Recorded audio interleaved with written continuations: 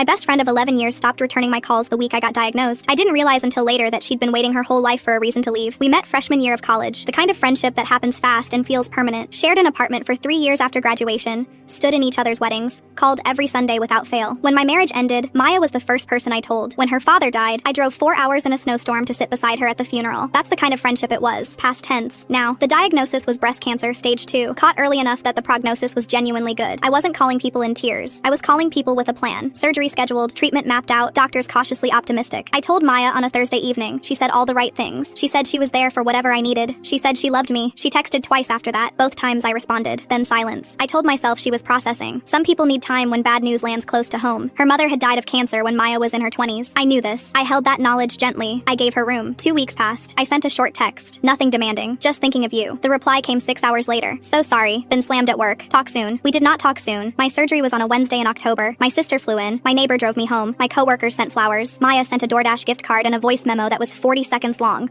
most of which was background noise from what sounded like a restaurant. I want to be precise about what that felt like, because it mattered. It wasn't anger. Not yet. It was the specific confusion of looking at something familiar and not recognizing it. Like walking into a room you've been in 1,000 times and finding the furniture rearranged in the dark. Recovery gave me a lot of hours to sit with things I'd been too busy to examine. I started thinking about other moments. The birthday where she arrived an hour late and left early. The conversation where I'd told her about my divorce and she'd redirected to her own relationship problems within 4 minutes. I had counted. I remember counting. Small things I'd filed under: off day, bad week, she's going through something. I called her 6 weeks after my surgery. She answered, which surprised me. We talked for 20 minutes. She asked how I was feeling. I told her. She said she'd been meaning to reach out, but things had been heavy. I asked what had been heavy. There was a pause, and then a vague answer about stress and needing to protect her energy. Those were her words. Protect her energy. I said gently that I had cancer, and I hadn't heard from her in 2 months. She said she found it really hard to be around illness because of her mom. She said she hoped I understood. I told her I did understand, and that I needed to go, and I hung up. Here is what I've spent the months since figuring out. She wasn't lying. It probably was hard for her. People's wounds are real and they shape real behavior. But understanding why someone can't show up for you doesn't obligate you to keep offering them the chance to not show up. Those are two separate things. I confused them for 11 years. What I found on the other side of losing that friendship was something I hadn't expected. The people who did show up came into sharper focus. My sister, who is not someone I've always been close to,